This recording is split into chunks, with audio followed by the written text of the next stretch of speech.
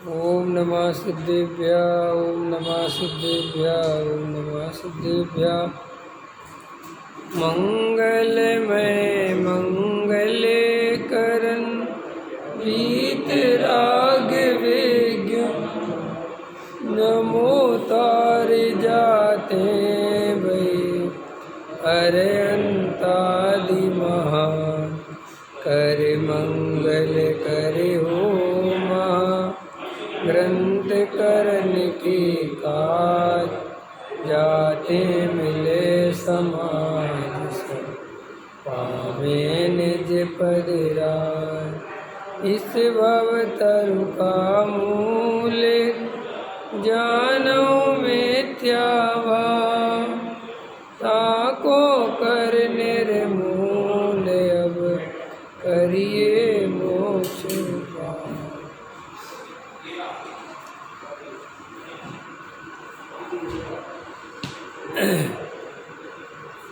मोक्ष मार्ग प्रकाशक पृष्ठ क्रमांक 219 सातवां अधिकार सांसारिक प्रयोजनार्थ धर्मधारक व्यवहाराभासी। यदि ऐसा है तो मुनि भी धर्म साधन कर पर घर भोजन करते हैं तथा साधर्मी का उपकार करते हैं कराते हैं, सो कैसे बनेगा।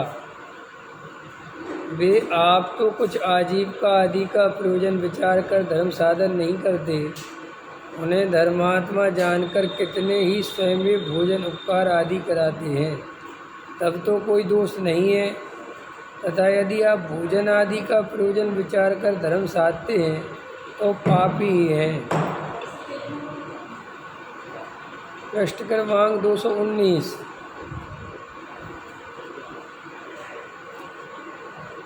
तथा जो विरागी होकर मुनिपन अंगीकार करते हैं उनको भोजन आदि का प्रयोजन नहीं है। शरीर की स्थिति के अर्थ स्वयं भोजन आदि कोई दे तो लेते हैं, नहीं तो समता रखते हैं, संकलेश रूप नहीं होते। तथा अपने हित के अर्थ धर्म साधते हैं, उपकार करवाने का अभिप्राय नहीं है। और आपके जिसका त्याग नहीं है वैसा उपकार कराते हैं। कोई साधर्मी स्वयं उपकार करता हो तो करे, और यदि ना करे तो उन्हें कुछ संकलेश नहीं होता, सो ऐसा तो योग्य है। परंतु आप ही आजीविका आदि का प्रयोजन विचार कर वाय धर्म का साधन करें। जहाँ भोजन आदि का उपकार कोई ना करे वहाँ संकलेश करें, याचना करें, उपाय करें अथवा धर्म साधन में शिथिल हो जाएं, तो उसे पापी ही जानना। ख्याल में है ना, ये क्या चर्चा चल रही है कि बहुत सारे लोग सांसारिक प्रयोजन की सिद्धि के लिए धर्म धारण करते हैं। अंदर से उन्हें धर्म की रुचि नहीं होती, न आत्मा की कोई खबर होती है, लेकिन संसार में धर्म के नाम पर लौकिक प्रयोजन की बहुत सिद्धि करते हैं लोग। मान कसाई की, लोभ कसाई की, आजीविका आदि की, है ना, दूसरों के पैसे ठग लेते धर्म के नाम पर। तो ऐसे बहुत सारे लोग अजैनों में तो हैं ही, जैनियों में भी बहुत हैं। तो ऐसे जो आजीविका आदि के धर्म का साधन आजीविका के लिए करते हैं, तो वो टोडामल जी कहते वे पापी ही हैं। यानी आपको बहुत सारे लोग ऐसे मिलेंगे जो मेहनत तो होती नहीं है, और ये कहते रहते कौन जंजाल में फंसे, कौन चक्करों में फंसे, कितनी झंझट है, और अंदर चाहते सब हैं, विषय भोगों को सब चाहते हैं। सबको मोबाइल 50,000 रुपये वाला रखना है, लेकिन 50,000 रुपये कमाने नहीं है। समाज वाले दे देवे, ख्याल में है ना, दूसरे दे देवे। तो अरे जब तुझे कमाने की झंझट लगती है तो मोबाइल लेने की भी इच्छा नहीं होनी चाहिए। ख्याल में ना, तो कमाने की तो झंझट लगती है, उसको तो पाप ठहराता है, और वो लेने को पाप नहीं ठहराता। समझ में आया कि नहीं आया। अच्छे अच्छे वस्त्र पहनने हैं, महंगे महंगे वस्त्र पहनने हैं, लेकिन कमाना नहीं है। समाज वाले दे दें, क्योंकि हम पंडित हैं, नहीं समझ में, क्योंकि हम धार्मिक हैं, आप हमारे के लिए दे दो। तो वो टोडामल जी कह रहे कि तुम्हारा सारा धर्म लौकिक प्रयोजन के लिए कर रहे हो, अंदर कोई आत्मा की रुचि नहीं है, तो तुम्हें पाप ही लगेगा। ऐसे बहुत सारे इसका अपन ने पीछे के प्रवचनों में विस्तार किया है, अभी और आगे आगे चर्चा आएगी। अभी 10 लक्षण पर पूरे हो गए, तो 10 लक्षण पर में भी हमने 10 दिन क्या किया क्या नहीं किया, ये सब आज के दिन विचार करो कि हमने 10 दिन में कुछ पाया है नहीं पाया, आत्मा की आराधना करी है कि नहीं करी, कि सारे पूजा पाठ करे धमाधम करे, ख़त्म हो गए 10 लक्षण। ख्याल में अब अगले साल फिर आ जाएंगे, तो ऐसे 10 लक्षण होते रहेंगे, कोई प्रयोजन की सिद्धि थोड़ी होती है। और ये कसाय बहुत है अंदर, मंद कसाय नहीं है बिल्कुल भी। पूजा पाठ में भी कसाय की मंदता नहीं, तीव्र कसाय है। पूजा करते रहेंगे, वहीं एक दूसरे की निंदा करते रहेंगे, मजाक बनाते रहेंगे, ये विचार नहीं करते कि देव शास्त्र गुरु के सामने अपन क्या कर रहे हैं। देव शास्त्र गुरु के सामने इस तरीके की प्रवृत्ति महापाप बंद कराती है। ख्याल में है ना, जिनका देव शास्त्र गुरु के समीप बैठकर भी वहाँ मन नहीं लगता और यत्र तत्र मन घूमता है। अब ये सब लिखेंगे भी, टोडामल जी बताएंगे सब आगे सब देखो। तो वो ऐसा कहता है कि साहब ऐसा है, तो फिर मुनिराज भी तो अगर समाज वालों से भोजन करते हैं, ख्याल में है, तो वो पाप है कि नहीं। तो वो कहते हैं, टोडामल जी साहब जवाब देते हैं कि वो इसलिए पाप नहीं है कि वे कोई भोजन के लिए मुनि नहीं बने, वे तो अपनी आत्मा की आराधना के लिए मुनि बने हैं। 3 कसाय चौकड़ी का भाव है, और सहज ही ग्रस्त लोग, श्रावक लोग उनकी भक्ति के वश उनका धर्मात्मा जीवन देखकर उनको अपनी तरफ से आहार आदि की व्यवस्था कराते हैं, भोजन करते हैं। वे कोई अंतरंग से भोजन का प्रयोजन नहीं रखते, और कहीं भोजन नहीं मिले तो कोई कसाय नहीं करते, कोई समाज से द्वेष नहीं करते कि यहाँ के लोग अच्छे नहीं हैं, यहाँ के लोग बुरे हैं। ख्याल में ना, और जो इस तरीके का करता हुआ पाया जाए वो महाराज ही सही नहीं, उसमें क्या बात है। ख्याल में है कि नहीं है। इसीलिए ये बहुत शांति से समझना चाहिए है कि अपने को लौकिक प्रयोजन से धर्म की कोई भी क्रिया, कई लोग धर्मात्मा दिखाने के लिए धर्म की क्रियाएं करते हैं, अंदर से वैसे भाव नहीं है जैसे वो दिखाते हैं। कई लोग देखा देखी करते हैं, सो वो सब पाप है, वो मायाचार है, उससे कोई धर्म नहीं होता। इस प्रकार सांसारिक प्रयोजन सहित जो धर्म साधते हैं वे पापी भी हैं और मिथ्या दृष्टि तो है ही। देखो टोडामल जी ने अंतर कर दिया, कई जीव मिथ्या दृष्टि होते हैं लेकिन पुण्यात्मा होते हैं, पुण्य करते हैं, मंद कसाई होते हैं। ये तो पापी भी है, माने इसके जीवन में पाप भी है, मायाचारी भी है, और मिथ्या दृष्टि तो है ही, क्योंकि सम्यक दृष्टि तो ऐसा करेगा नहीं। इसलिए बहुत सावधान होकर अपने को अपना अंतरंग विचार करना चाहिए, क्योंकि धर्म वास्तव में बहुत गहरे तत्व विचार से उत्पन्न होता है। स्थूल और बाहर में इधर उधर दौड़ने से धर्म की प्राप्ति नहीं होती, और संसार में 90% 95% लोग सिर्फ दौड़ते हैं इधर उधर। ख्याल में है ना, गहरा तत्व विचार नहीं करते, अपने अंतरंग में विचार नहीं करते कि हम ये सब क्यों कर रहे हैं। पाप के उदय में भगवान के ज़्यादा भक्ति करेंगे, सो वो तो अंतरंग में पाप के उदय के लिए है, तो पुण्य की उदय की चाह है, अंतरंग में कोई आत्मा की सच्ची प्यास तो है नहीं। अब देखो क्या कहते हैं, उक्त व्यवहाराभासी धर्म धारकों की सामान्य प्रवृत्ति। अब इनके धर्म का साधन कैसे पाया जाता है सो विशेष बतलाते हैं। वहाँ कितने ही जीव कुल प्रवृत्ति से अथवा देखा देखी, देखो कितना ले रहे हैं, लोभादिक के अभिप्राय से धर्म साधते हैं, उनके तो धर्म दृष्टि नहीं है। बोलो काय से? कुल प्रवृत्ति से, देखा देखी, लोभादिक के अभिप्राय से धर्म साध। बहुत सारे लोग अपने पिताजी पूजा पाठ प्रक्षाल में जाते हैं, बच्चा जाने लगा, फिर वहाँ साथ में लोग कसाई आ गई, पिताजी ने कह दिया अच्छे पास हो जाओगे, तुम्हारे बढ़िया काम बनेंगे, जो भगवान के पास नहीं आवे, पूजा पाठ नहीं करे, उसका तो वैसे ही कुछ काम नहीं बनता, तो उसको और ज़्यादा भगवान की भक्ति करने लगा। क्योंकि लौकिक प्रयोजन की चाह है ना बहुत, अच्छा पढ़ लिख जाऊं, पास हो जाऊं, नौकरी लग जाए, बढ़िया है ना, जो भी है, तो वो सब वहाँ पर उसी अभिप्राय से अभिषेक आदि में लगा रहता है, पूजा पाठ में लगा रहता है। अभी अपन अपने अभिप्राय में जाके देखें तो आपका बहुत सारा अभिप्राय पूजा पाठ करने का वहीं लगा हुआ है। लौकिक अनुकूलता बनी रहे, पाप का उदय नहीं आ जाए, कोई असली देव शास्त्र गुरु की महिमा नहीं है अंदर। तो आप कहोगे साहब हमें देव शास्त्र गुरु की महिमा नहीं, आपको कैसे पता कि देव शास्त्र गुरु की महिमा हो और आत्मा की महिमा नहीं हो, आत्मा की रुचि नहीं हो, तत्व विचार नहीं करे, ऐसा 3 काल में संभव नहीं है। और जो जीव तत्व विचार नहीं करते, वेद ज्ञान नहीं करते, वे लौकिक प्रयोजन से ही देव शास्त्र गुरु को मानते हैं। ये अलग बात है कि उनको खबर नहीं है, वे सोचते नहीं हम तो साहब देव शास्त्र गुरु को बहुत भक्ति से मानते हैं, वीतरागता को मानते हैं, हम रागी द्वेषी देवताओं को नहीं मानते, लेकिन अंतरंग में पुण्य का ही प्रयोजन है। काय का प्रयोजन है? पुण्य का, तत्व का प्रयोजन नहीं है। क्योंकि तत्व का प्रयोजन होगा तो वो एकांत में बैठ के तत्व विचार करेगा ही करेगा, और नहीं करता इसका मतलब क्या है कि उसे कोई आत्मा की रुचि नहीं। और जे अपन जो गृहीत मिथ्यात्व आदि छोड़ देते हैं, तो ये कोई बहुत बड़ी बात नहीं है। ये तो थोड़ा सा समझदार व्यक्ति हो तो तर्क युक्ति से 1 मिनट में समझ में आ जाता है कि भगवान अच्छा बुरा नहीं करते। बहुत सरल है बात समझना, बहुत सरल,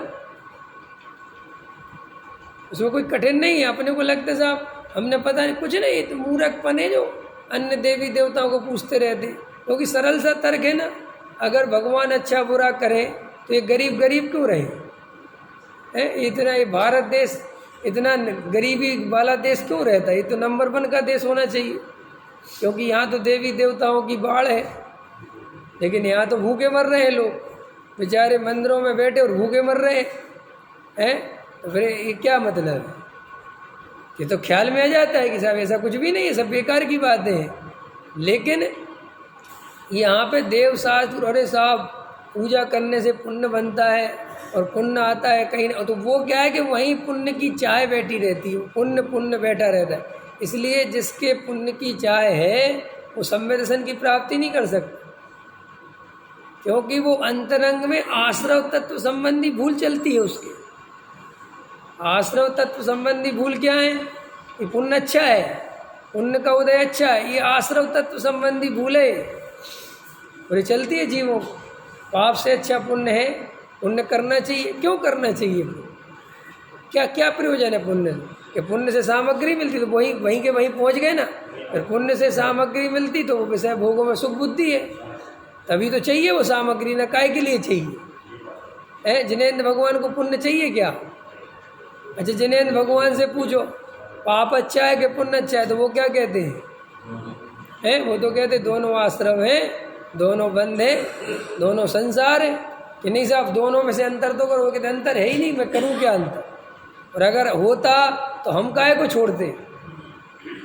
तो ये अंतरंग में ये जो व्यवहाराभासी धर्मधारा है, ये निर्णय नहीं करता ही सब, ये करता भले ये बाहर में, और उससे क्या होता है दूसरे लोग उसे धार्मिक मानते हैं, इससे और एक प्रॉब्लम क्रिएट होती है।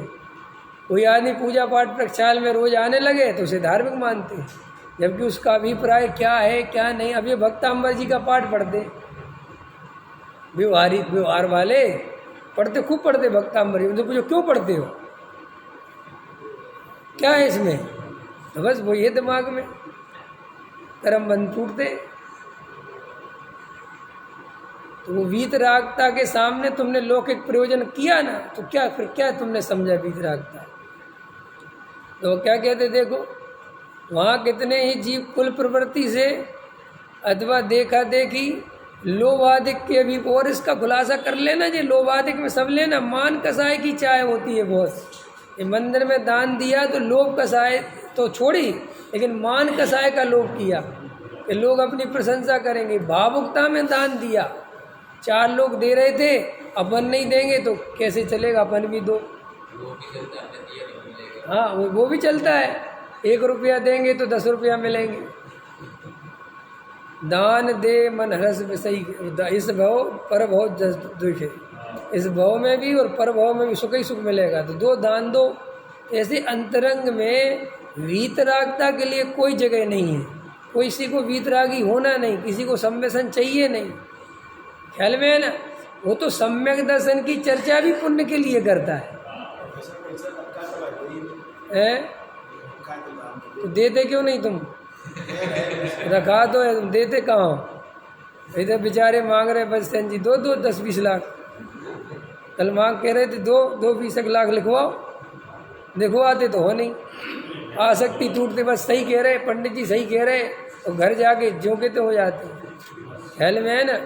देखो भाई, भावुकता का धर्म नहीं है। भावुकता से धर्म नहीं मिलेगा। आप लोगों को जो समझना है समझो। कुछ नहीं होने वाला है ये सब करने से, ये भाव चला जाएगा। ये सोच रहे हो ना, ये मजाक नहीं है। ये सब सम्यक दर्शन, ये कोई हंसी मजाक में नहीं मिल जाएगा। ये तुम सोच रहे कि ये सब इधर से उधर घूम लिया, कभी इधर चले गए, उधर चले गए, इसकी सुन ली, उसकी सुन ली, थोड़े भावुक हो गए, थोड़ी जय जयकार कर ली, फिर पूजा कर ली, फिर कुछ कर लिया, फिर ये कोई ऐसा नहीं है। ये बहुत व्यवस्थित और बहुत तीक्ष्ण बुद्धि और बहुत गंभीरता चाहिए आत्मकल्याण करने के लिए। हंसी मजाक में नहीं होता है ये सब। ये जो चल रहा है ना, मैं तो इसलिए कह रहा हूँ कि ठीक है आपकी प्रवृत्तियाँ आप जानो, लेकिन सम्यक दर्शन लेना हो तो गंभीर होना पड़ेगा, तत्व विचार में उतरना पड़ेगा। संसार का भय लगना ही चाहिए, चारों गतियों के दुख लगने ही चाहिए। अरे भगवान, ये मनुष्य भाव है, ये पर्याय बीत गई और मैंने आत्मानुभव नहीं किया तो मेरा क्या होगा, ऐसा अंदर दुख लगना चाहिए। ये सब ये पूजा पाठ भक्ति खूब करो, इसका निषेध नहीं है, लेकिन आत्मा के लिए करो, आत्म कल्याण की दृष्टि से करो। और आत्म कल्याण की दृष्टि नहीं है, लौकिक प्रयोजन है, तो टोडामल जी कह रहे हैं वो पाप ही है, वो कुछ नहीं है वहाँ। तुम्हें भले ही लग रहा होगा, कई लोगों को ऐसा लगता है कि अपन मंदिर आते ना तो अपने काम बन जाते हैं। काम बनते हैं पूर्व पुण्य की उदय से। ये मंदिर आता है और वो लोभ कसाय रहती है, मान कसाय रहती है, उससे तो पाप बनता है और वो आगे उदय में आएगा। ये भी बहुत लोगों को भ्रम रहता है कि अपन मंदिर आते तो अपने बहुत काम बन जाते। तो मंदिर इसी नज़र से आते हैं। तिजारा जाते हैं, बड़े गांव जा रहे हैं, कोई कहीं जा रहा है, कोई कहीं काहे के लिए जा रहे हैं वहाँ हैं, काहे के लिए जा रहे हैं। अभी एक महाराज जी ने अभी 10 लक्षण में एक प्रवचन किया, ऐसा प्रवचन किया कि अब कोई सुने तो वो सोचे कि साहब सही कह रहे महाराज, सही कह रहे। अब लेकिन बिल्कुल वस्तु स्वरूप के खिलाफ है, वैसा वस्तु स्वरूप नहीं। अब वो बातें ऐसी बोलते हैं तो आदमी को लगता है सही तो कह रहे हैं। अरे ये पंडित एसी में बैठे रहते हैं, आत्मा की बातें करते हैं, ये क्या तुम्हें आत्मा देंगे? समझ में आया ना। हम देखो इतनी साधना करते, इतनी तपस्या करते, कपड़े उतार दिए, तुम्हारे पास क्या है कपड़े उतारना? अरे तुम्हारे तो बोलने से पता चल रहा है कि तुम मिथ्या दृष्टि। ऐसा मुनि कभी बोलता ही नहीं, ऐसे मुनि के वचन होते ही नहीं। वो किसी के प्रति ऐसे द्वेषभाव हो ही नहीं सकता। वो तो अंत मुनिराज तो सच्चे कैसे हैं कि सब जीवों के प्रति करुणा भाव है, चाहे उनका दुर्विरोधी क्यों ना हो, उसके प्रति करुणा हो। उसके कोई उसको कुछ कहेंगे ही नहीं, वो तो कहेंगे आत्मा को देखो करो। और ये जो आत्मा को जो बता रहे हैं सब ये पंडित विद्वान, अरे भाई तो पंडित विद्वान में भी आत्मा को सब थोड़े ही दिखा रहे हैं। आत्मा का अनुभव कराने के लिए कोई पंडित या कोई महाराज थोड़ी काम आएगा। आत्मानुभव करने के लिए स्वयं करना पड़ेगा। लेकिन अपनी आदत है कि अपन दूसरों के भरोसे जीना चाहते। पंडित जी आप करा दो, और फिर किसी ने पंडित जी की 2 बातें कह दी, कह रही तुम्हारे काहे के पंडित जी, कैसे पंडित जी 2 बार भोजन कर लेते, अरे सही कह रहे पंडित जी सही नहीं है, महाराज जी आप सही हो, हमें तो आप ही करा दो आत्मकल्याण। तो महाराज करा देंगे क्या? या जो महाराजों के भगत हैं उनको हो गया सम्यक दर्शन? अरे सम्यक दर्शन तो निज आत्मा की अनुभूति से, स्वयं की रुचि से होगा। अब जिसको रुचि नहीं है, चाहे वो पंडितों के पीछे दौड़ो, चाहे महाराजों के पीछे दौड़ो, उससे क्या होता है? इन सब बातों से क्या होने वाला है? ये पंथ संप्रदाय में धर्म थोड़े ही है। आप इस पंथ से दूसरे पंथ में चले जाओ, दूसरे पंथ से तीसरे पंथ में चले जाओ, इनसे कुछ नहीं होता भैया। ये अंदर अपने को बदलो, अपनी रुचि अंदर स्वयं में स्वयं को लगाओ। ये सब छोड़ दो कौन सही है कौन गलत है। ये सारा जगत ऐसे ही चलता है और ऐसे ही चलेगा। तुम्हें अगर अपना आत्मकल्याण करना हो तो अपने पे ध्यान दो। जगत में कुछ नहीं रखा, इतने लोग जगत में इसी काम में लगे हुए हैं। ये अच्छा है, ये बुरा है, ये अच्छा है, ये बुरा है, वो फलाना अच्छा है, वो बुरा है। अरे भैया अपने को तो देखो, अपन कैसे है? अपने को आत्मा की रुचि है, तुम सारे जगत की तो बताते फिर रहे, अपनी खुद की बताओ। खुद को है आत्मा की रुचि है? व्यवहारियों की बुराई कर रहे, व्यवहारी तुम्हारी बुराई कर रहे, क्या होने वाला है? सब जीव अज्ञानता से दुखी है, आत्मज्ञान के बिना दुखी है। कोई दया दान पूजा भक्ति करता है, कोई नहीं करता, इससे कोई कुछ संबंध नहीं है धर्म का। धर्म का संबंध केवल अपने शुद्धात्मा से है। तो देखो टोनामल जी साहब क्या कहते हैं, अब एक एक देखना, लगाना बिल्कुल सब। यदि भक्ति करते हैं तो चित्त तो कहीं है, दृष्टि घूमती रहती है। बोलो करते हो कि नहीं? अभी पूजा करके आए, कितनी करी ध्यान से देख। यदि भक्ति करते हैं तो चित्त कहीं है, चित्त कहीं है माने उपयोग लगता ही नहीं भगवान में। इसकी पुस्तक, उसकी थाली, इसका मंजीरा, उसकी ढोलक, इसका माइक, ये कौन आ गया, कौन बैठ गया, उसको पुस्तक दे दो, उसको सामग्री दे दो, इन कामों में लगे रहते। वहाँ पूजा पूरी होती चली जाती। प्रक्षाल में व्यवस्थापक बन जाओगे, कौन उठा रहा है, किस कौन पहुँच रहा है, कौन कह रहे, क्या लगे रहते हो इन सब कामों में। इतना सुनने के बाद भी कुछ समझ में नहीं आता। मैं तो जब भी आता हूँ ना, मैं देखता हूँ कोई परिवर्तन नहीं है। जब भी देखता हूँ कोई परिवर्तन नहीं, वहीं के वहीं लग रगड़ रहे हैं प्रतिमा को। अंदर समझ में नहीं आता क्या कर रहे हैं, किस लिए कर रहे हैं, लगे वहीं के वहीं। एक बार कर लेंगे उस प्रक्षाल में प्रतिमा को साफ, फिर अंत में जाएंगे, फिर अंत में फिर करेंगे। जैसे ऐसा सोचते कि हम ही स्पेशल हैं, कोई विचार नहीं, अंदर भाव नहीं। अरे हो गया क्या है सब। इतने में तो जितने में तुम दोबारा करने गए थे, जब एक बार कर लिया, ये तो साफ सफाई है। जब एक बार कर लिया और इतने सारे लोग करने वाले हैं, और तुम्हें पता है कि अब पूजा तक आने में अर्घ मतलब जब तक उदक चंदन का आएगा तब तक बहुत टाइम लगेगा। उतनी देर अपना काय उत्सर्ग करो, उतनी देर आंख बंद करके शांति से ध्यान करो। तुम्हें तो पूजा में ही इतना टाइम है कि तुम्हें अलग से टाइम नहीं निकालना पड़े तत्व विचार करने के लिए। इतना टाइम मिलता है पूजा में तत्व विचार करने का, लेकिन आदत है ना काम करने की, वो काम करने की आदत पड़ी हुई, तो आज काम करते रहते हैं। कई लोगों को मंदिर में पूजा में मन ही नहीं लगता, सारा मन व्यवस्था में लगता है। कपड़े धोएंगे, कपड़े निकालेंगे, कपड़े डालेंगे, ये और सुनो, ये मत सोचना कि कोई नहीं करता इसलिए करता है। कोई दूसरा करे तो उनको सुहाए नहीं, तुम पे ढंग से नहीं होता। ख्याल में ना, वो प्रतिमा को साहब मैं ही कर सकता हूँ, इतना बढ़िया कोई कर ही नहीं सकता। ये सब भाव क्या है? ये सब चित्त कहीं भी घूम रहा है। इसका अर्थ खोल रहा हूँ मैं, कहेगा कि वहाँ भक्ति करते हैं तो चित्त तो कहीं है, दृष्टि घूमती रहती है। पूजा पढ़ेंगे, अर्घ बोलते जाएंगे, क्योंकि पूजा रट गई है, वे सब पढ़ के निकालो एक पेज नंबर 1 है, निकालो करते रहते। ख्याल में आए कि नहीं आया? मैं तो कहता हूँ तुम लोग जो निकालने का चक्कर है ना, इसमें भी एक वो बना दो, क्या कहते हैं, लिस्ट। सोमवार को ये पूजा, मंगल को ये पूजा, और उसमें वो देख लिया करो हफ्ते भर का, या चतुर्दशी है तो कल्याणक, बस वहाँ की से। क्योंकि सब विकल्पों में कोई पूजा चाहता है, कोई पूजा चाहता है, कोई पूजा चाहता है, और करनी सामूहिक है, और सबके वो मन नहीं लगता। देख क्योंकि तुम्हारा राग कहीं और था, उसने कोई और निकलवा दी, अब वो पूरा पूजा बेमतलब होगी, क्योंकि वो चाहता था दूसरी हो और इनने दूसरी निकलवा दी। सो मन ही मन अंदर ही अंदर, अरे जब देखो ये निकला देते। अब ये खबर नहीं है कि अपन यहाँ काय के लिए आए थे। वो घर में भी राग द्वेष करते ना। घर में हमने बोला था अरहर की दाल, मिली मूंग की दाल, खिलस रहे हैं। नहीं, ये दाल बोली नहीं थी। अरे तो भैया खा लो, कोई बात नहीं। अरे ऐसे कैसे खा लो? ऐसे पूजा में ये तो हमने करनी नहीं, हमें तो दूसरी करनी, आज तो हमारा दूसरा। अरे तो भैया व्यक्तिगत करो, सामूहिक मत करो, क्योंकि समूह में तो सबके अलग अलग राग हैं, किस किस का राग पूरा करो। सो वहाँ ऐसी कोई खबर नहीं है।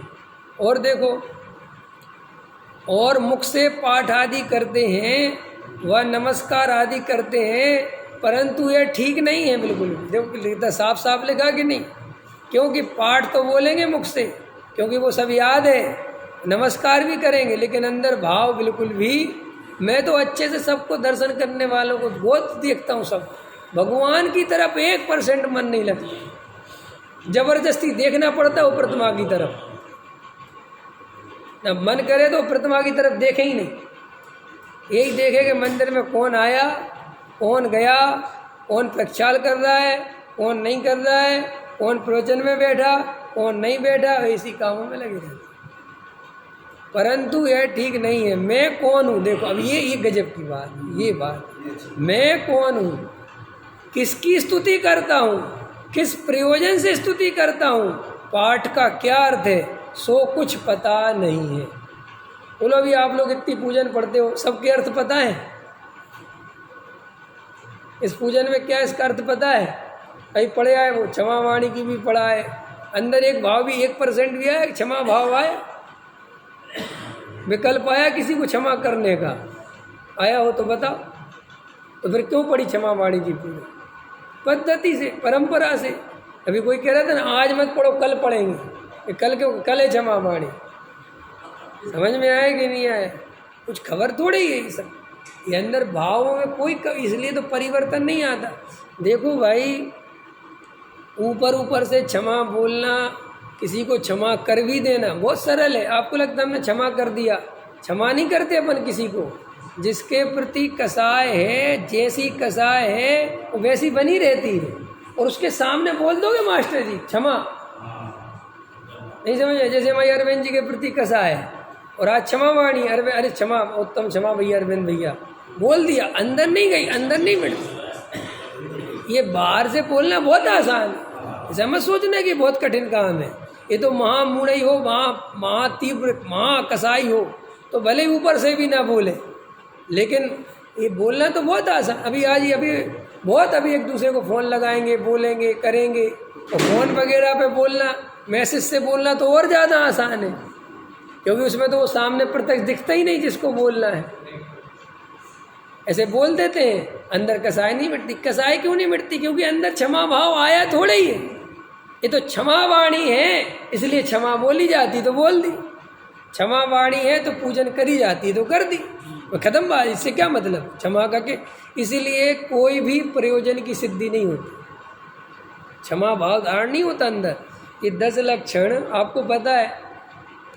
10 लक्षण के बाद जो क्षमा वाणी पर्व है, ये क्या है? क्षमा वाणी पर्व ये आपकी परीक्षा की घड़ी है कि आपने जो 10 दिन तक आत्मा आराधना के अर्थ ये उत्तम क्षमादि 10 धर्मों की आराधना करी, तो आपको अंतरंग में ऐसी परिणति का उदय हुआ, ऐसी शांति हुई, ऐसा आनंद आया कि आप सब जीवों के प्रति कसाय छोड़ सको, और जिनसे आपकी कसाय भाव हैं उनको हृदय से निकाल सको। तो ये क्षमा वाणी के दिन इसकी परीक्षा होती है। लेकिन वो 10 दिन तक होश में करी कहाँ है पूजा? है करी है? वो अभी आए बोलते भी जाएंगे, उत्तम क्षमा गहो रे भाई, है ना? और वो भी बोलेंगे, गाली सुन मन खेद न आनो, गुण को ओगन कहे आनो। वहाँ बोलता भी जाएगा, और जरा सा मंदिर में कोई कुछ बोल देगा उसी समय, ये भैया कर लो अपनी पूजा। बोले अभी कह रहा था गाली सुन मन खेद न आने, है हम नहीं आएंगे कल से। वो सब अपने मन ये तो अभी बोल तो रहे तुम, गाली सुन मन खेद के, तो हम बोल रहे, उससे क्या मतलब? और अभी इतना इतना कई लोग ऐसे धुरंधर वो कहते हैं मुनिराज के लिए लिखा। काहे के लिए मुनिराज के लिए लिखा? किसने कहा वो मुनिराज के लिए लिखा? वो छंद कोई मुनिराज के लिए नहीं लिखा। क्यों? उसमें लिखा घर ते निकारे, तो मुनिराज का घर कहाँ होता है? गृहस्थों के लिए साफ साफ लिखा कि नहीं? घर ते निकारे तन विदारे वैर जो नाता। अरे मुनिराज का तो घर ही नहीं होता, तो उनके का तुम्हारे लिए लिखा है। लेकिन भैया होश नहीं है अंदर। इसलिए मैं कहता हूँ पूजा पढ़ना करना भक्ति बहुत अच्छी बात है, लेकिन प्रयोजन नहीं सकता, क्योंकि तुम्हें प्रयोजन की खबर नहीं है ख्याल में। और जो नहीं करते उनको अधार्मिक मानते हो, ये और गजब की बात। तुम्हारे दिमाग में क्या है? जो पूजन करता है वो धार्मिक, जो नहीं करता। और जबकि मैं गारंटी देता हूँ पूजन करने वाले ज़्यादा तीव्र कसाई होते हैं। हेलो, आपको कहीं ऐसी उल्टा बना है?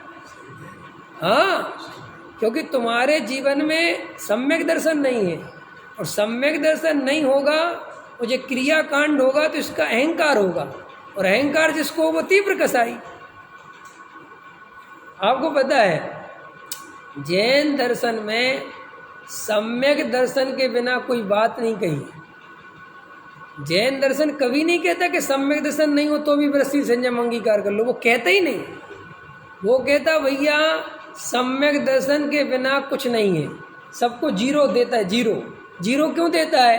वो इसलिए देता है कि भाई सम्यक दर्शन के बिना ये सब वृत्ति संयम आदि तुम्हें आत्म कल्याण में निमित्त नहीं बनेंगे, अहंकार में निमित्त बनेंगे। क्यों बनेंगे? क्योंकि तुम ये सब करोगे, सम्यक दर्शन है नहीं, तुम्हें लोग धर्मात्मा कहेंगे, तुम्हारी प्रशंसा करेंगे, तुम अपने को धार्मिक समझोगे, और जो नहीं करेंगे उन्हें पापी समझोगे। ये दृष्टि तुम्हारी चल जाएगी, और ये दृष्टि चलेगी और ये तुम्हें संसार में घुमाएगी। सम्यक दर्शन बहुत जरूरी है। घेवरा मोड़ पर बोला था मैंने, तुम्हारे वृत्ति संयम आदि कष्टप्रद क्यों है? तुम पे जो उपवास आदि होते तकलीफ क्यों होती? कर तो लेते हो तुम धर्म के नाम पर, जैसे तैसे निकालते हो समय, लेकिन वो कष्ट क्यों हुआ? आनंद क्यों नहीं आया? ये 10 लक्षण बोझा क्यों लगे? पता सोचा क्यों लगे हमें? ऐसा क्यों लगा कि भैया निकल जाए समय? क्यों निकालना चाहते थे हम? कौन सा समय जल्दी निकालना चाहते? बोलो, दुखरूप के सुखरूप? दुखरूप समय जल्दी निकालना चाहते ना, सुखरूप तो नहीं चाहते ना। तो ये व्रत है आज जल्दी दिन निकल जाए, तो इसका मतलब क्या है?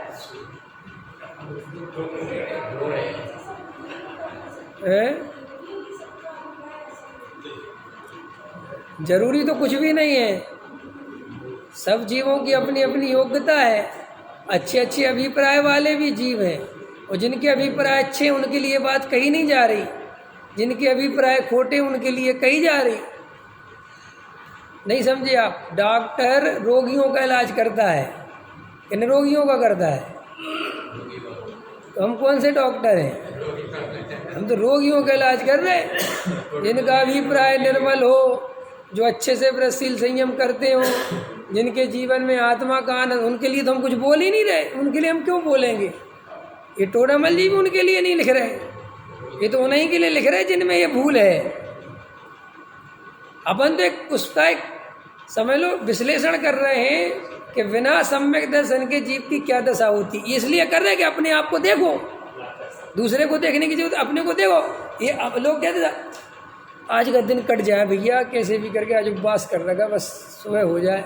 तो भैया वो दुखप्रद हो गया ना, वो उसमें आनंद कहाँ आया?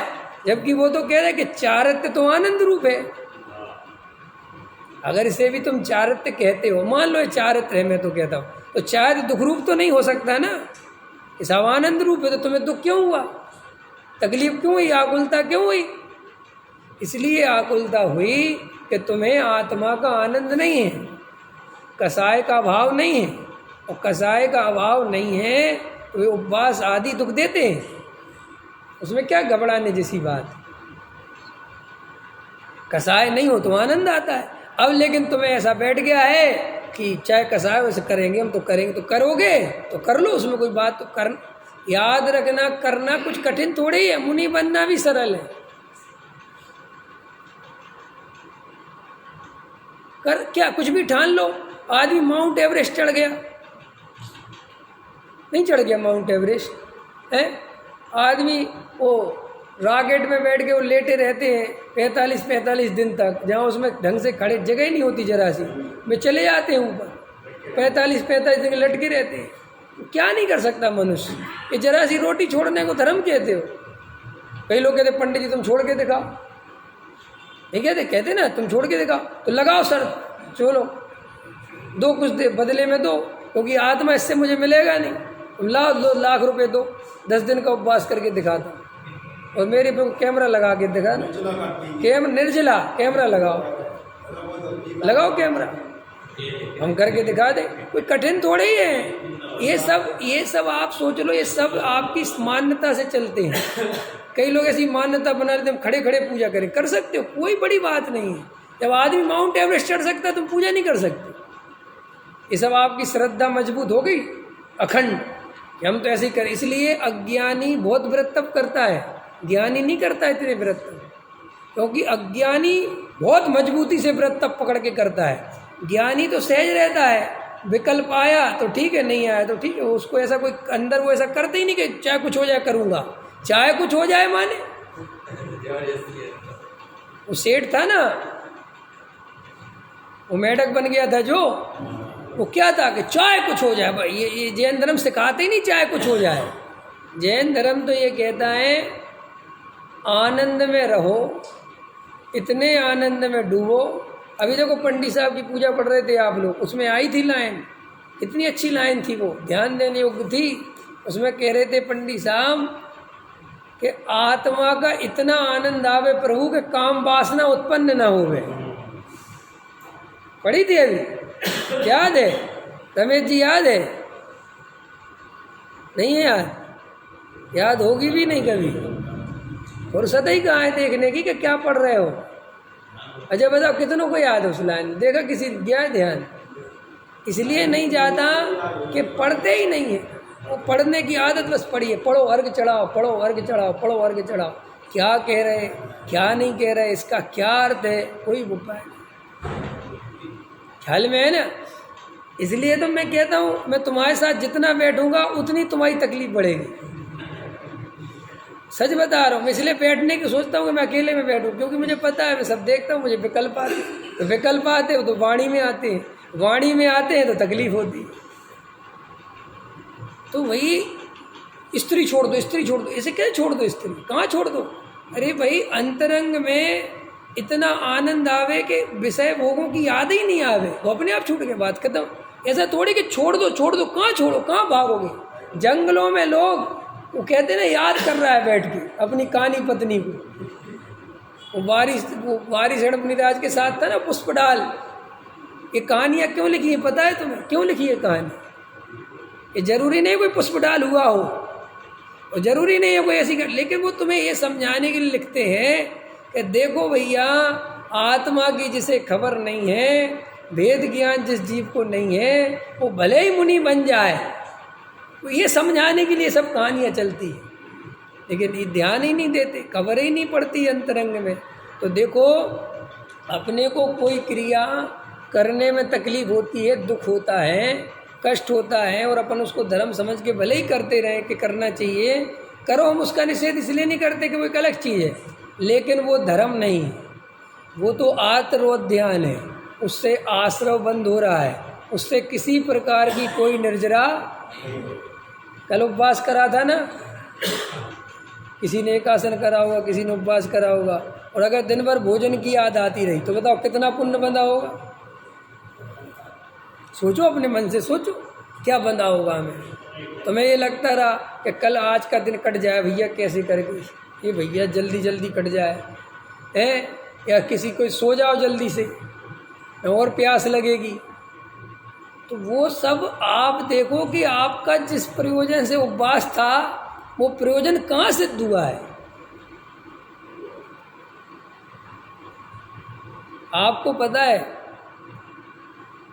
बता तो एक अच्छी बात काम आएगी। जो समृद्ध परंपरा होती है, जो पैसे वाली परंपरा होती, समृद्ध परंपरा माने जो आर्थिक रूप से मजबूत होते हैं, उनके यहाँ जितने भी पर्व आते हैं तो वो त्याग करते हैं।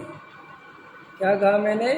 भोजन आदि का त्याग करते हैं, क्योंकि बहुत समृद्ध है ना, बढ़िया बढ़िया खाते ना रोज़, तो पर्व के दिनों में छोड़ते हैं।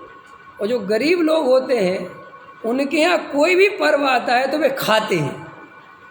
उस दिन वो पूड़ी बनाते हैं, हलवा बनाते हैं। क्या समझ में? हिंदुओं के कोई त्यौहार आएंगे तो क्या बनाएंगे? आओ भी हलवा पूड़ी, क्योंकि उनकी गरीबी होती है तो वे अन्य दिनों में तो खाते नहीं कुछ बेचारे। सब गरीब आदमी है, नमक रोटी खाते हैं। देखे तुमने, देखे ही होंगे सब लेबर क्लास बेचारे। मैं तो अपनी फैक्ट्री पर देखता ही हूँ लड़कों को, कोई बेचारा छाछ के साथ रोटी खा रहा है, कोई अचार के साथ रोटी खा रहा है, बिना कोई घी नहीं है, कोई एक वो सब्जी बेचारा रोज रोज लाता है वही सब्जी से रोटी खा रहा है, कोई साथ में चटनी नहीं, कोई पापड़ नहीं, कोई मीठा नहीं, कोई नमकीन नहीं। और हमारी थाली है ना, दाल है, ये है वो है। अब तुम एक दिन छोड़ के अपने को बड़ा धर्मात्मा समझते हो, बड़ा बड़ा समझते हो, और वो बेचारा तुमसे ज़्यादा तपस्या रोज करता है खाने पीने। ख्याल में आए ना? तो ये सब अंतरंग में जितने भी बाहर का संयम है ये अंदर के संयम के लिए है। ये पूजा पाठ भक्ति आप आत्मा नहीं देखते हो तो आपकी पूजा पाठ भक्ति सफल नहीं होती। और पुण्य के लिए करते हो तो मिथ्यात्व का बंद करते हो। क्या कहा मैंने? कोई जीव व्रतशील संयम आदि पूजा पाठ भक्ति इसलिए करता है कि पुण्य तो बंधेगा, वो मिथ्यात्व का सेवन करता है। क्यों करता है मिथ्यात्व का सेवन? कैसे करा बताओ, कैसे करा मिथ्यात्व का सेवन? कोई जीव दया दान पूजा भक्ति व्रतशील संयम इसलिए करता है कि कम से कम पुण्य तो बंधेगा, तो मिथ्यात्व का सेवन करता है। कैसे करता है? कौन सी भूल है ये? कौन सी भूल है? आश्रव तत्व संबंधी भूल है ना, बंध संबंधी भूल है ना।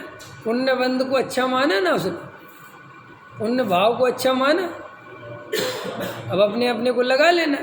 जब मोक्ष बोलते तो हैं आश्रव तत्व संबंधी भूल, नहीं समझ में आया, लेकिन समझते नहीं हैं। वो अंदर में कहते फिरते हैं सबसे, अरे पाप से तो अच्छा पुण्य है ना भैया। पुण्य तो ठीक है, आत्मा की आराधना करना है, पुण्य ये है, लेकिन जब तक आत्मा नहीं मिल रहा तब तक तो पुण्य करना। अरे ये मान्यता मिथ्यात्व है। पुण्य करना चाहिए माने तू पुण्य का कर्ता बन गया, तूने ये मान लिया कि पुण्य मैं कर सकता हूँ। बहुत कठिन है सुलझना। उलझना तो सरल इसलिए कि उलझे ही है अनादिकाल से। सुलझना बहुत कठिन है भैया, मोक्ष मार्ग बहुत सूक्ष्म है। कहाँ भूल कर देखो, भूल की ऐसा समझना, द्रव्यलिंगी मुनि के कोई भूल नहीं है। बाहर में जो कुछ हो सकता है बढ़िया से बढ़िया करते हैं, वो सर्वोत्कृष्ट आचरण पालते हैं, लेकिन वो कहीं ना कहीं आश्रव तत्व संबंधी भूल नहीं समझ पाते। वो बंध तत्व संबंधी भूल नहीं मिटती। वो पुण्य में उपादेय बुद्धि बनी रहती है, पुण्य परिणाम में उपादेय बुद्धि बनी रहती। उतने के चक्कर में वो जीव चार गति घूमता रहता है बेचारा। अभी अपन अपने को बहुत होशियार समझते हैं। अभी अपने को कुछ अपनी परीक्षा करके देखा करो, इतनी उपादेय बुद्धि पड़ी पुण्य उदय में और पुण्य में। क्या पुण्य परिणाम तो छोड़ो, पुण्य के उदय में भयंकर उपादेय बुद्धि है। पाप का उदय से बहुत डरता है। ये पाप के उदय से क्यों डरते हो पता है? क्यों डरते हो पाप के उदय से? क्योंकि त्रिकाली ध्रुव भगवान आत्मा की श्रद्धा नहीं है। मैं अनादि अनंत तत्व हूँ, मेरा अच्छा बुरा नहीं हो सकता, मेरा परद्रव कोई अच्छा बुरा नहीं कर सकता, परद्रव से कोई सुख दुख का संबंध नहीं है, निर्णय नहीं है। इसलिए पुण्य के उदय की खबर चाहते, पुण्य बना रहे, निर्णय बदलता चलता है, पुण्य बना रहे, पुण्य की तरफ आकर्षित बने रहते हैं। क्यों? कि मुझे पुण्य ही सुखी करेगा।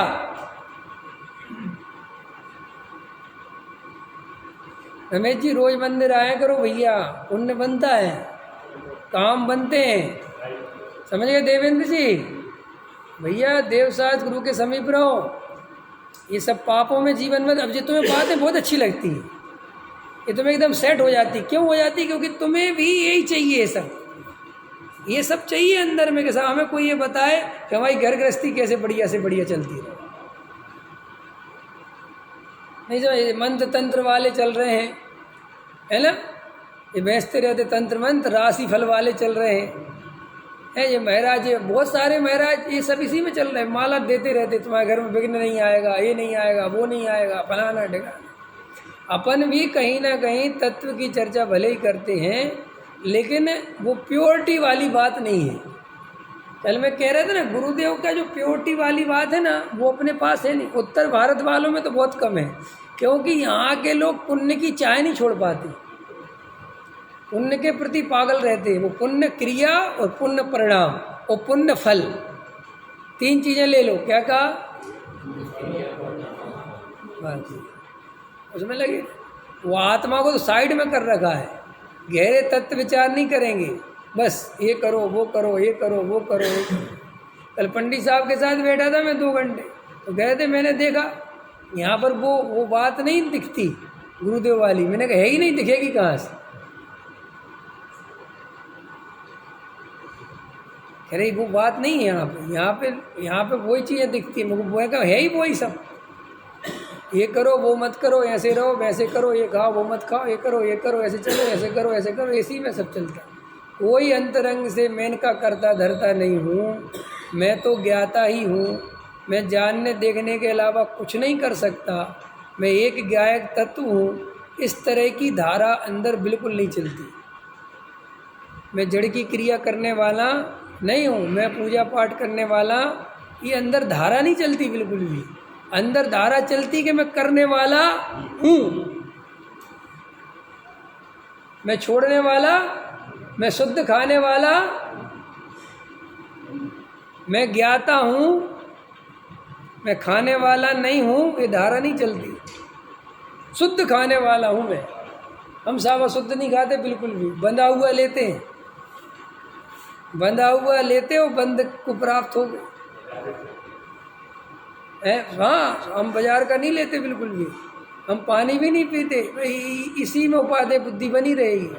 मैं ये नहीं करता, मैं ये नहीं करता, मैं ये नहीं करता, नहीं करते बहुत अच्छी बात है, लेकिन इसमें उपादेय बुद्धि, मिथ्या दृष्टि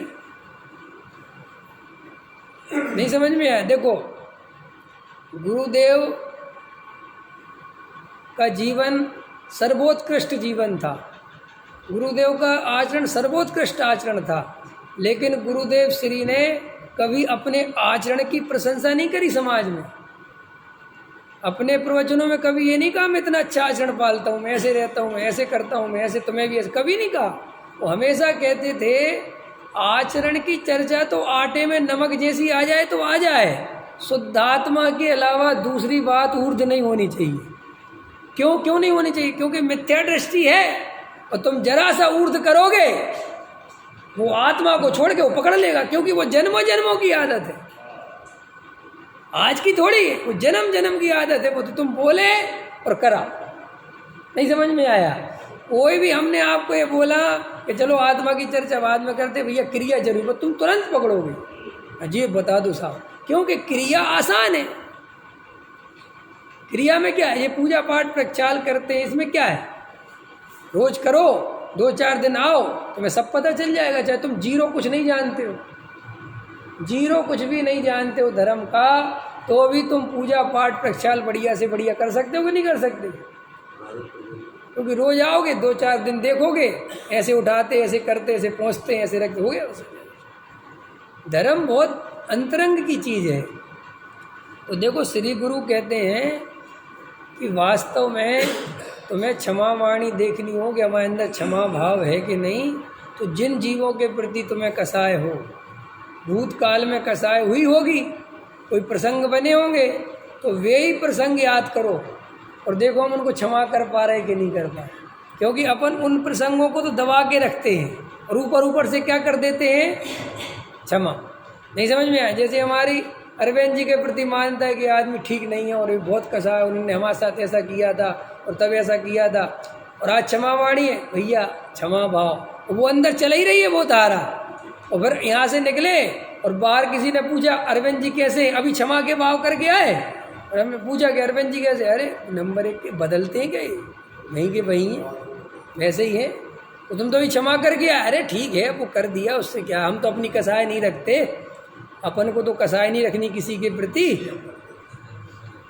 ऐसे ऐसे बोलते कि नहीं बोलते, अपन तो अपन तो सबको माफ़ कर देते। अपन को अरे तूने किसी को माफ़ किया है, तेरे बोलने से पता चल रहा है। ऐसी अपन की माफ़ी चलती है। हमें तो जी किसी के प्रति कसाई नहीं रखनी जी। हम तो अपनी सासू माँ से क्षमा मांग लेंगे। सास कहती है हम अपनी बहू से मांग लेंगे। कहाँ मांगोगे तुम, कैसे मांगोगे क्षमा? और क्षमा मांग ली, हमने कहा क्षमा मांग ली अपनी सास से, हम मांग ली। अच्छा बहुत अच्छा किया, बहुत बढ़िया। तो कैसी फिर सास बढ़िया है, काय की बढ़िया है?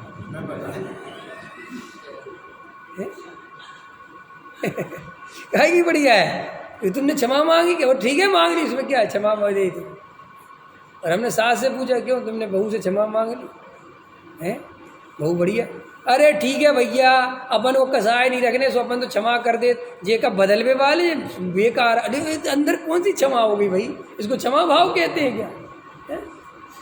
महाराज कहते फिर रहे। अभी एक महाराज का मैं प्रवचन सुन रहा, मुझे बड़ी हंसी आ रही।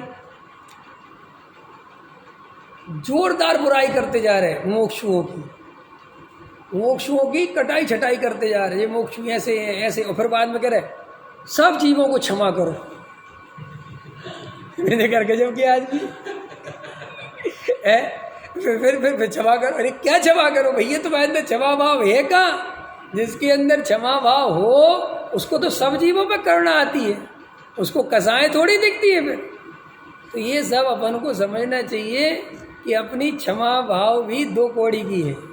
इसलिए मैं कहता हूँ अंदर से नहीं बदलोगे, बाहर बदलने की कोई कीमत नहीं है। क्लियर है? बाहर से बदलने का प्रयास मत करो, वो सब ढोंग है। अंदर से बदलो, बदल सको तो। नहीं बदल सको तो भी अंदर से बदलने का पुरुषार्थ करना। ऐसा मत करना कि अंदर से तो नहीं बदल पा रहे साहब तो बाहर से तो बदल जाए, ये गलती है। कई लोगों को पता क्या लगता है, हम आत्मा में नहीं रम पा रहे तो बाहर का तो आचरण कर लें कम से कम। ये आपकी बहुत बड़ी गलती है। आपको नहीं पता, आपने ये करके खाना पूर्ति कर ली। खाना पूर्ति समझते? आपको पता है जैन साहब, इंजीनियर साहब, जो बड़े बड़े एग्ज़ाम होते हैं, जो बड़े लेवल के एग्ज़ाम होते हैं, उसमें क्या होता है, माइनस मार्किंग होती है। अगर तुम गलत क्वेश्चन का आंसर लिख के आओगे तो माइनस मार्किंग होगी। अब मैं पहले बहुत सोचता था जब उस समय एग्जाम में गया, ये मूर्खपन की बात है। अरे हमने गलत लिख दिया तो हमारे माइनस तो मत करो कम से कम। ठीक है तुम छोड़ दो उसको, नंबर मत दो, लेकिन हमारे माइनस मार्किंग कर देते। तो बाद में जब मैं ख्याल में आया कि इसलिए ज़रूरी है कि ये व्यर्थ की चीज़ें जांचने की फुर्सत नहीं है। और ये तुम व्यर्थ का लिखो न और हमें देखने पड़े, इतनी एनर्जी वेस्ट करने से कोई मतलब नहीं। क्योंकि लोगों को क्या होता है, बचपन से क्या सिखाया जाता है, माँ बाप या जो भी है गुरुजन, वो सिखाते हैं खाली छोड़ के मत आना, कुछ भी लिख के आना। एक बार की बात है, मैं 9th क्लास में, 9th में था, 10th में था, तो मैं पढ़ता तो बहुत कम था। तो हमारे ये 10th में एक मैम थी, उनका नाम क्या था, प्रीति मैडम। तो वो मेरे से कहने लगी, विवेक तुम फेल हो जाओगे 10वीं में, पक्का है, तुम बिल्कुल नहीं पढ़ते। अब मैंने कहा पढ़ता तो हूँ। तो बोले नहीं वो हम देखते तुम नहीं पढ़ते। तो वो क्या है कि मेरी आदत शुरू से वो रटने फटने की थी नहीं, मैं ऐसे कभी रटता फटता नहीं था। तो एक बार क्या हुआ कि वो टेस्ट हुआ। अब टेस्ट हुआ, सोशल साइंस पढ़ाती थी वो। तो वो क्या हुआ कि उनने जो प्रश्न पूछे वो मुझे आते सब थे, लेकिन अपनी भाषा में आते थे, उनके तरीके से नहीं आते थे। तो मैंने क्या हुआ कि सारे लिख दिए, बराबर सब लिख दिया। और तुम झूठ मानोगे, सच्ची बात बता रहा हूँ, मुझे आज भी याद है वो चीज़। पूरी क्लास में मैं अकेला पास हुआ था, मैंने टेस्ट में। तो मैडम मेरे से कहने लगी, विवेक तुम्हारे साथ मैं ना तो तुम्हें कुछ कह सकती हूँ, क्या क्यों नहीं सकते कि तुम ही पास हुए हो। तो मैंने कहा मैम ये भी तो बताओ पास में हुआ क्यों, मुझे भी समझ में नहीं आया। बोले तुमने लिखा सब सही से, बाकी तो लिखा ही नहीं पाए। तुमने अपने मन से जो कुछ लिखा है वो लिखा ठीक है, इसलिए तुम्हें पास कर दिया ख्याल में। लेकिन ऐसा तुम परीक्षा में लिखोगे तो वो पास नहीं करेगा तुम्हें। तो तुम कम से कम किताब के तरीके से याद तो करो जो चीज़ है, तुम्हारा ज्ञान ठीक है, ख्याल में है ना। तो अपने को क्या आदत है कि हम तो लिख देंगे, हम तो लिख देंगे, हम तो लिख देंगे। तो भैया वे जो बड़े बड़े एग्जाम होते हैं वे कहते हैं फालतू की चीज़ों में टाइम वेस्ट नहीं, तो माइनस मार्किंग डालो ताकि लिखे ही नहीं एक शब्द भी। एक बात। दूसरी बात, वहाँ जो प्रयोजन है वो प्रयोजन भूत पे तुम्हारा ध्यान रहे। दूसरा कारण क्या है कि तुम्हें जो नहीं आता उसका दिमाग खत्म करो तुरंत, वहाँ जो आता उस पर दिमाग लगाओ, ठीक हो गया। ऐसे ही आचार्य श्री हमसे कहते हैं कि भाई तुम धर्म के नाम पर जो धर्म नहीं है वो मत करो, करना है तो सच्चा धर्म करो। कि साहब जब तक सच्चा धर्म नहीं मिल रहा तब तक झूठा करें, कि झूठे में सच्चे का भ्रम होगा, मिलेगा तो है नहीं। और तुम्हें धर्मात्मा हूँ ये अंदर शांति चली जाएगी, मन में संतुष्टि मिले। और मन को संतोष मिला, मन क्या चाहता है? मन यही तो चाहता है कि तुम उसको संतोष दो। गरीब आदमी कैसे संतोष करता है? अपनी गरीबी से वो संतोष कैसे करता है अपने आप को? सोचा कभी कैसे करता है? एक गरीब आदमी हो, उसके अंदर तकलीफ हो रही, उसके बच्चे कह रहे पापा अपन गरीब क्यों हैं, अपने पास पैसा नहीं है, देखो पापा उनके पास, तो वो कैसे समझाता है अपने बच्चों? क्या कहता है? क्या तरीका है उसको समझाने का? वो कहता है अरे बेटे कुछ नहीं होता पैसे से, तो नहीं पता जैन धर्म में लिखा है बहुआरम परिग्रह नरक, ये नरक जाएंगे सब, ख्याल में है? बहुआरम परिग्रह से नरक जाते हैं। और जे पैसे वालों को नींद नहीं आती, तुम्हें नहीं पता इनके रोटी नहीं, ये मूंग की दाल खा के काम चलाते हैं क्योंकि इनको रोटी नहीं बचती। ऐसी सब बातें वो करके शरीर का कष्ट बताएगा, नरक का भय बताएगा, इत्यादि इत्यादि करके मैं गरीब हूँ तो अपने आप को सही ठहरा लेता है। एक गरीब आदमी का संतुष्ट करने का तरीका है। वो हमेशा ये सोचते हैं बड़े आदमी क्या काम के, देखो डले रहते हैं, अस्पतालों में लाइन लगी रहती है, देखो हार्ट फेल, देखो डायबिटीज़, देखो फलाना, वो सोचता है बड़ा खुश होता है। अंतर समझ में आया? जैसा वो अपने को संतुष्ट करता है, क्योंकि मन ज़्यादा देर तक दुखी नहीं रह सकता। मन की क्या नेचर है? जैसे आपने कोई पाप कर दिया, अब आपका मन कचोट रहा है कि यार पाप कर दिया, गलत काम कर दिया, ये तो काम अच्छा नहीं है। तो मन तुरंत कहता है कोई बात नहीं, डमोकार मंत्र की जाप करो। तो या वो हिंदू कहता है कि गंगा में डुबकी लगाओ, या मुसलमान कहता है कि काबा में चले जाओ, है ना? पंजाबी कहता है अपने अमृतसर चले जाओ, जहाँ जिसकी जैसी स्थिति है। तो आपको पता है मन कुछ करके फिर जैसे अपने गंगा में डुबकी लगा ली तो मन कहता अब धुल गए पाप, तो तुम छोड़ो टेंशन, फिर चलो, ख्याल में है ना? ऐसे ही तुमने वो 1000 नमोकार मंत्र पढ़ लिए, नमो इंद्राणु सिद्धाणु वरियाणु, तो मन कहता अब इतना तो कर लिया, अब निपट गया वो पाप बाप। ऐसे कई तरीके हैं। एक तरीका ये भी है कि मैं तो शुद्ध हूँ, मैं तो ज्ञान स्वभावी हूँ, राग मेरे को छूता ही नहीं, राग मेरे में है ही नहीं, ये भी एक तरीका है अपने मन को संतुष्ट करने का। मोक्ष ये वाला तरीका अपनाते हैं कि मैं शुद्ध हूँ, अशुद्धता है ही नहीं। अरे भाई अशुद्धता नहीं है, ये कहने के लिए शुद्धता पर दृष्टि चाहिए, ये बोलने के लिए नहीं है। इडमोकार मंत्र जैसा उपयोग मत करो इस मंत्र का। अंदर में ज्ञायक की रुचि चाहिए, ज्ञायक की दृष्टि चाहिए, तब वो बोले कि मैं परम पारणामिक भाव हूँ और ये विकारी भाव अधिक भाव मेरा स्वरूप नहीं है, और उसका दुख भास है तो वो सच्चा है। दुख नहीं भास है, मैं तो भिन्नु, तुझे कुछ खबर नहीं, तू ठग रहा है अपने आप। आकुलता, मैंने बताया ना, आकुलता में जीव जी नहीं सकता, तो वो उपाय करता है तुरंत निराकुल होने की।